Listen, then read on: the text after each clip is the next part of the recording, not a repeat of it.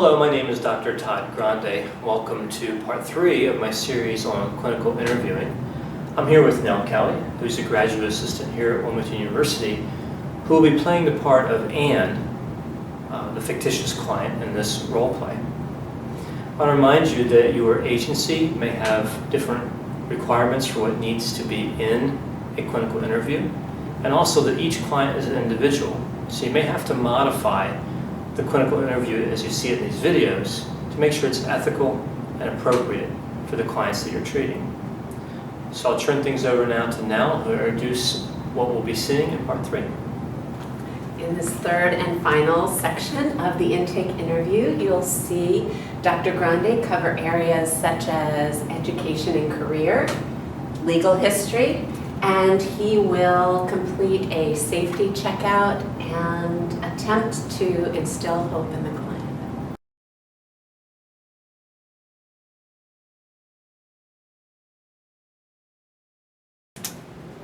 All right, so I'm going to be asking you some questions about your social situation and what you do in your leisure time.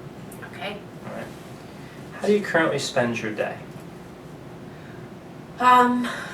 Well, right now, like before I came in, I guess I go to work in the morning, and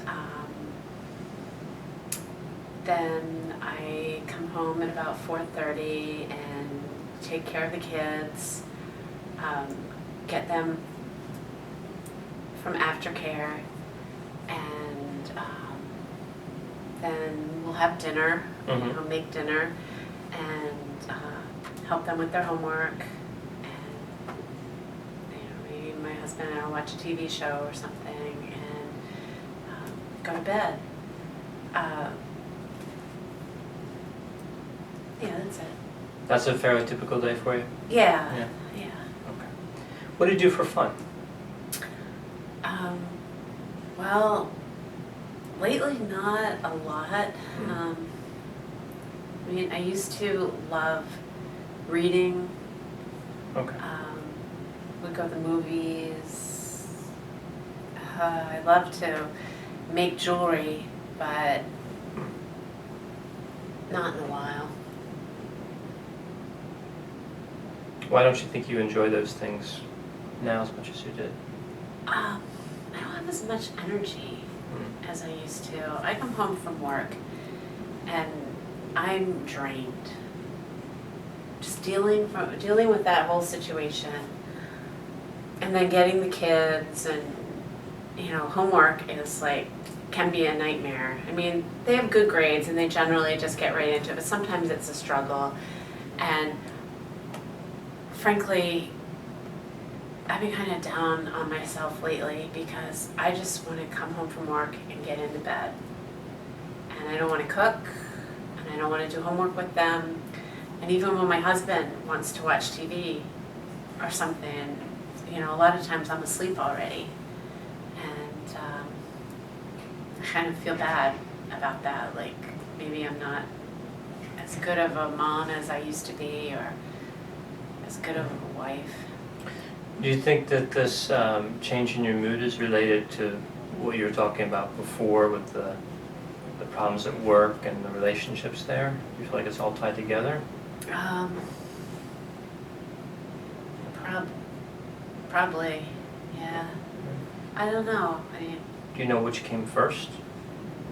Like what you're describing here with the not having much energy, or the difficulty at work?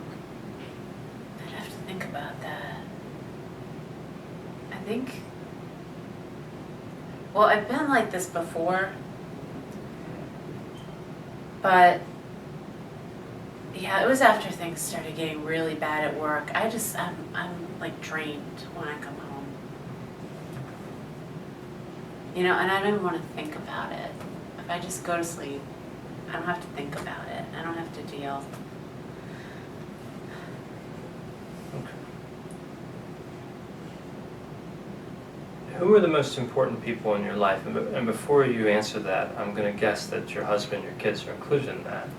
So outside of them, unless they're not, but it sounds like they are. Oh, yeah. Right. But outside of them, because we already talked about them, who are the most important people in your life? My sisters, Mm-hmm. my dad, my mom,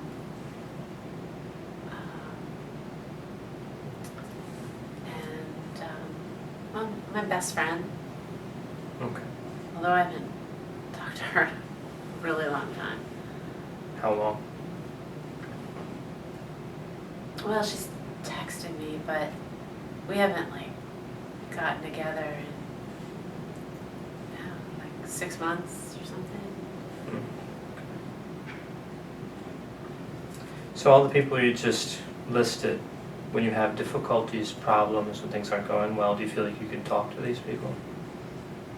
Yeah. Yeah. Yeah. Okay. I'm going to switch gears again. I want to talk about spirituality. All right. Can you describe any spiritual beliefs you might have and how they affect your life? Well, I believe in God. I pray. Mm-hmm.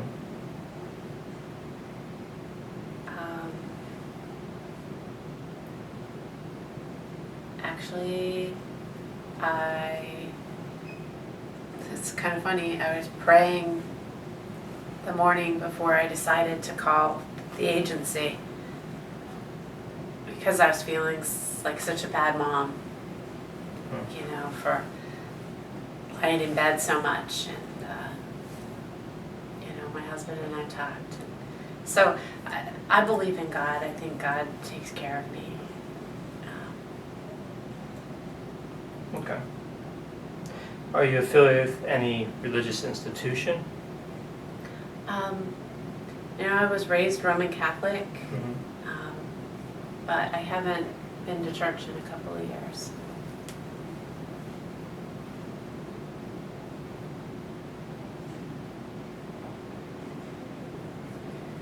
Can you describe to me how social cultural influences like your values, beliefs, and culture have affected your life?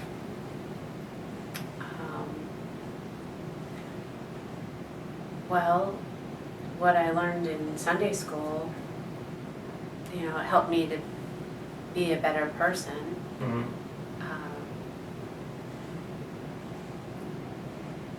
To treat people well. My parents used to talk about giving back to the community as we were growing up. Okay. You know, when I was in Girl Scouts, we learned about giving back to the community.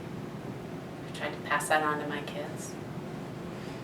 Do you identify with any particular ethnicity? Italian American. Italian American? Yeah. Has that influenced your life in any way?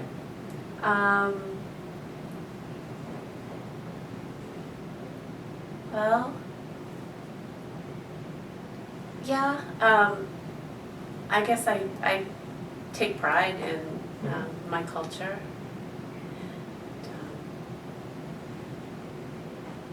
And, maybe not so much growing up, but now. But now? Yeah. All right. Okay, I'm going to switch gears again. I want to talk about your educational history. Can you tell me your highest level of education? Yeah, 1 year of graduate school. 1 year of graduate school. Okay. And when was the last time you attended that school? 16 years ago. Okay. I dropped out when we got engaged. Okay. So if you went to graduate school, I'm going to assume that you have a bachelor's degree of some type? Yes. Okay. What's your degree in? In history. Okay.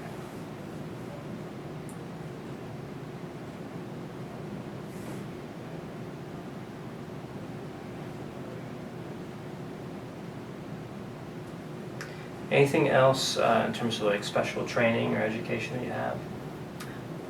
No. No? Okay. Did you enjoy school? Yes, very much. Yeah. Do you ever envision going back to school? Yeah, I think about it when Yeah. the kids are a little older. get sad about not finishing my degree. The graduate degree? Yeah. Yeah. Okay. Do you have any military history? No. All right. So now I want to talk about your employment history. Okay. Okay. So you mentioned that when you talk about how you currently spend your day, that you work, right? Do you work full time? I do. Okay. Yeah. What type of company do you work for? I work for a bank. Okay. And what do you do for them? I'm a teller. A teller. Okay.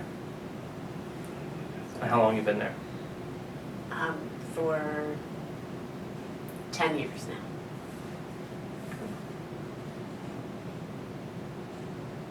Do you enjoy the work? It's not that challenging. Not that difficult? Yeah.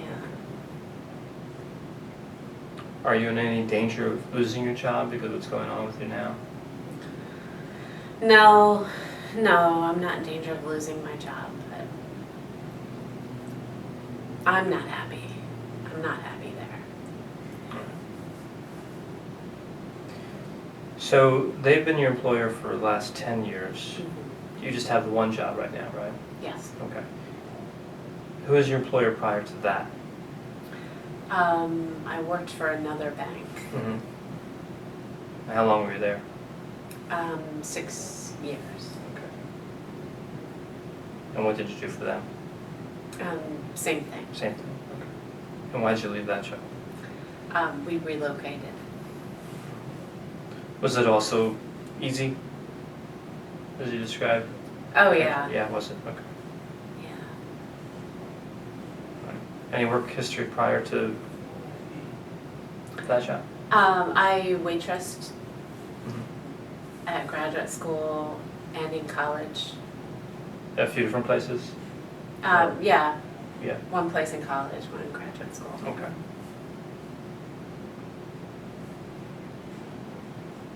Of all the work you've done, what type of work do you enjoy the most? Well, that's a good question. None of it really. I liked it when I was in school best.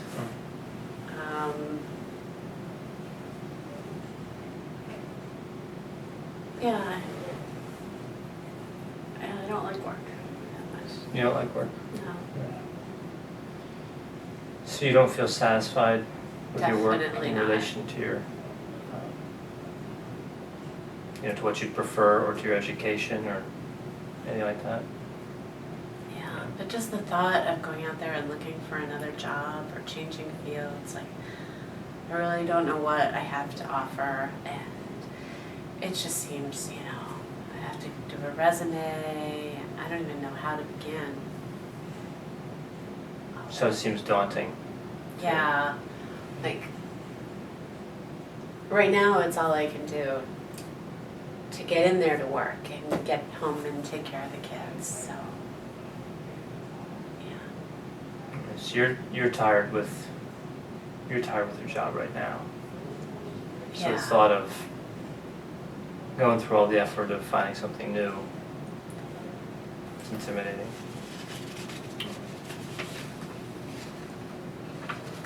Okay. We touched on this area earlier. I'm going to shift gears again. All right. To legal involvement, you mentioned some legal history when we were going through the symptom checklist.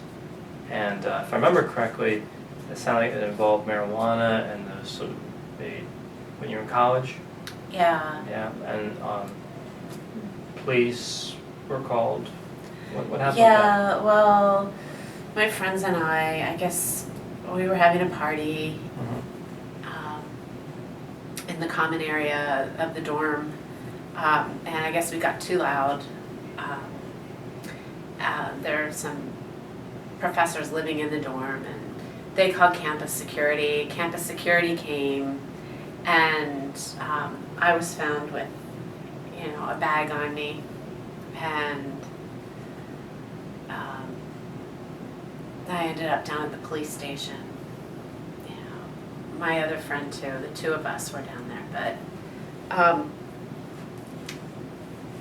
you know, it didn't really amount to much. It's hard to remember the whole night because I was pretty wasted, but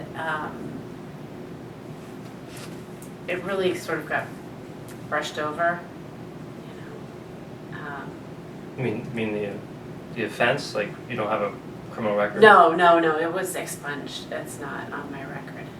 I don't have a record. Has it ever caused you problems? No. Okay. No, it's embarrassing, but That's about it? yeah. All right.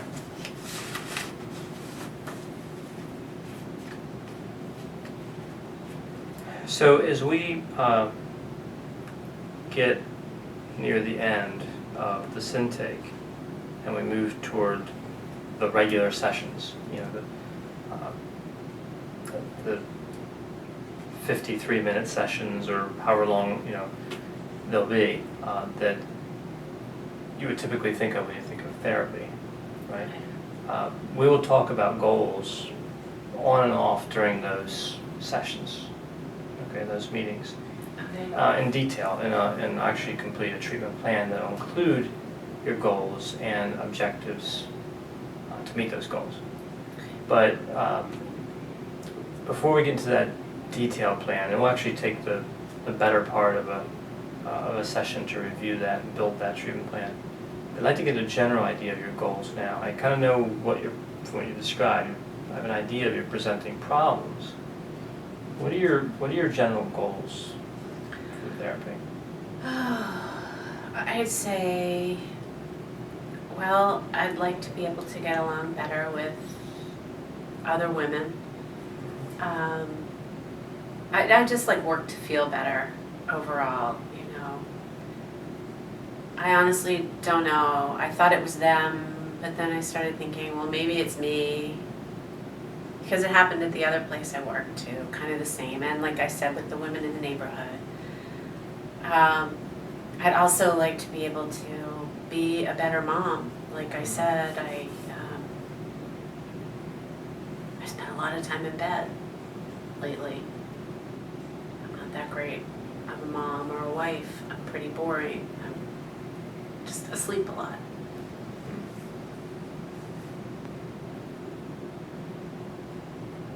Can you remember a time when you didn't feel this way? Yeah, like even last year. Even last year? Okay. Yeah.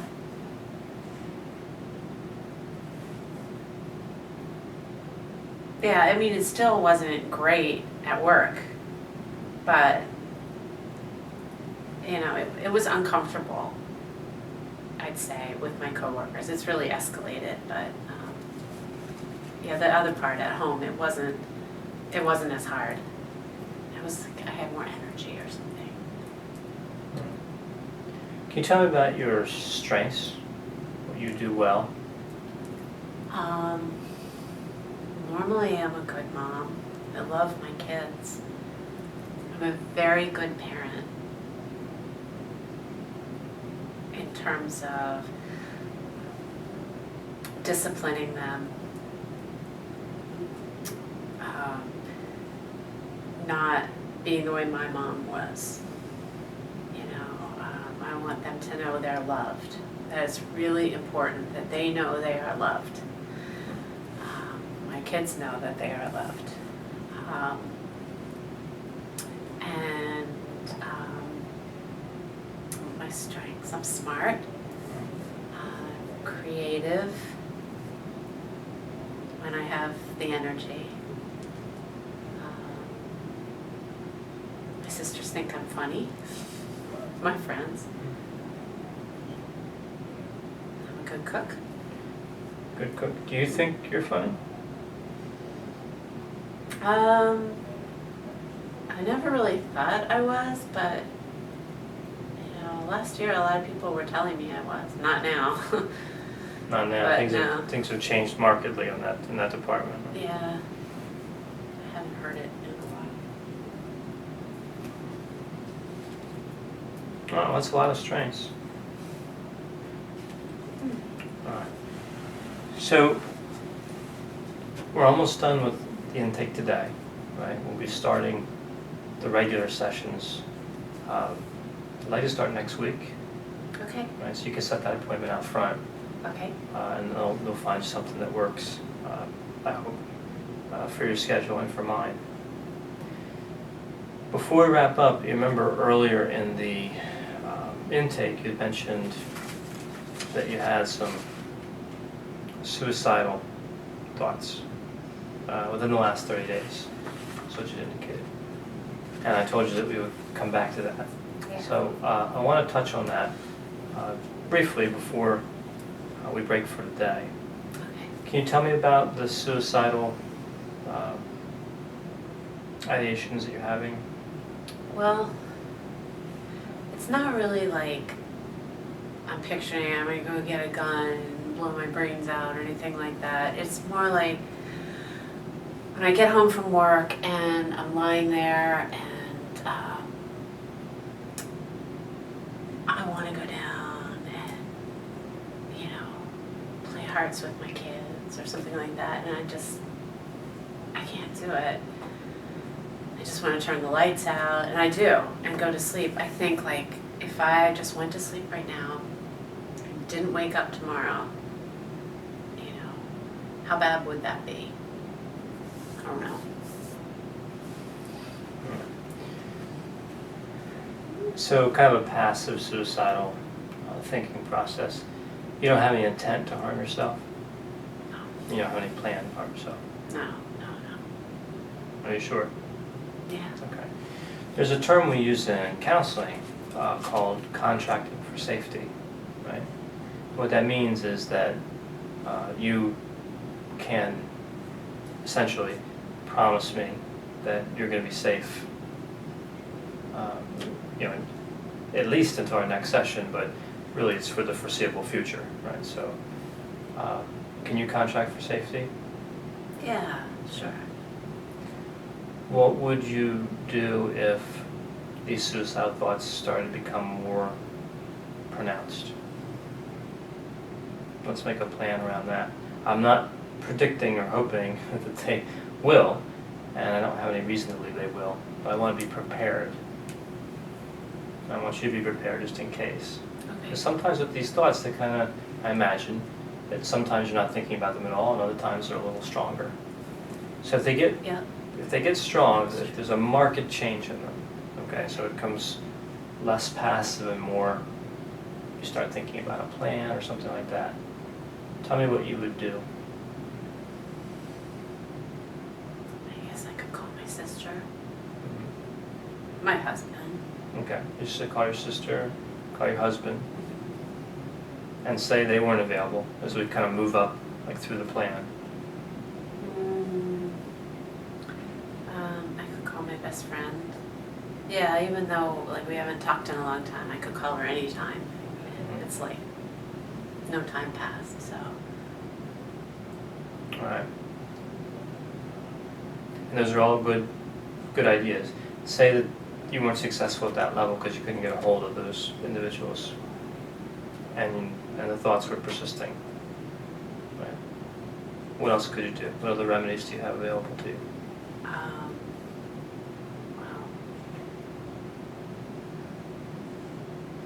I don't know. All right. I think that that's a good place to start.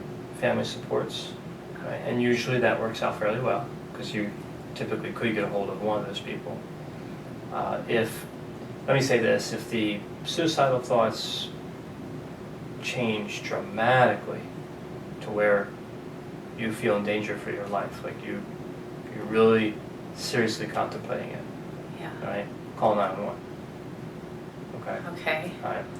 Less than that, though, meaning they just get a bit worse. Use your supports, all right? You can try to get a hold of me if I'm available. I'll get back to you. Okay. And if I'm not available, they might be able to direct you to another counselor here that is. Okay. All right. But again, if for some reason every remedy you attempt is unsuccessful or you can't get through, you can always go directly to an inpatient facility, right? Or call 911. those seem like relatively extreme measures, but losing your life would be more extreme. True. Right? But I want to emphasize, most of the time, getting in touch with family and getting supports around you helps a lot. Okay, so the first call 911 would only be if it really gets dramatically worse from where it is now. Okay. Does that make sense? Yeah, sure. All right. The last thing I want to talk to you about before we have our first session is I want to thank you for coming in today, right? And I know that these intakes are relatively dry. I mean, you're talking, I'm writing, and I'm taking down information. It's very helpful for me, though, for your treatment later on. But I realize it's not the traditional understanding that most clients have of counseling. Yeah.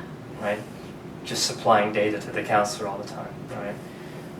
We will get to the, I guess you could say, quote unquote, real sessions when we start next time. All right? But I want to thank you for being patient through this process. It really will help us to get more value, you to get more value out of those sessions. Okay. All right? And I want to encourage you. I know that from what you said in the intake, that you're feeling down, you don't feel like you're relating well to your coworkers. It appears that you're disappointed in yourself and how you're relating to your children and your husband. You're like not a good mom, not a good spouse. All these thoughts are understandable in the context of being down or maybe depressed, right? If that's what's going on. It sounds like that is what could be going on, right? But we'll figure it out as we move through and work toward a diagnosis. But as you commit to therapy and as you come in for counseling regularly, it would be my hope that these symptoms would improve, and oftentimes they do. Obviously, I can't guarantee it, but oftentimes they do. So I want you to recognize that it's of value to be hopeful and to look forward to good things, and to realize you've taken a big step by coming here today. And it was difficult, and it wasn't easy, probably answering all these questions, rehashing all these things.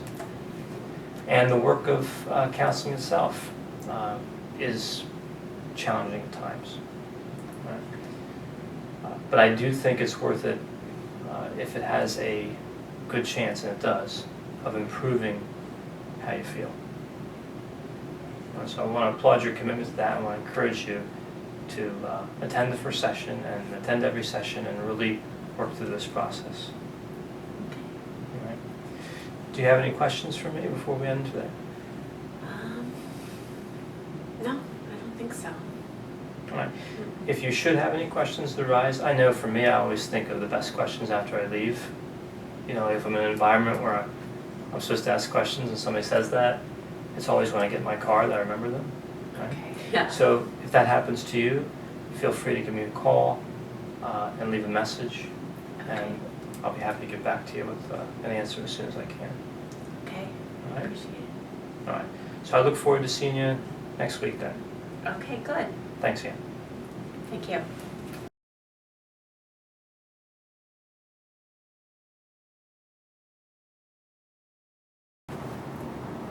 This concludes the video series on clinical interviewing. I want to extend my thanks to Nell Kelly, the graduate assistant here at Wilmington University, who was a tremendous help on this project. I hope that you were able to derive some benefit from watching this series, and I want to thank you for watching. As always, if you have any questions or concerns, feel free to contact me, and I'll be happy to assist you. And thanks again.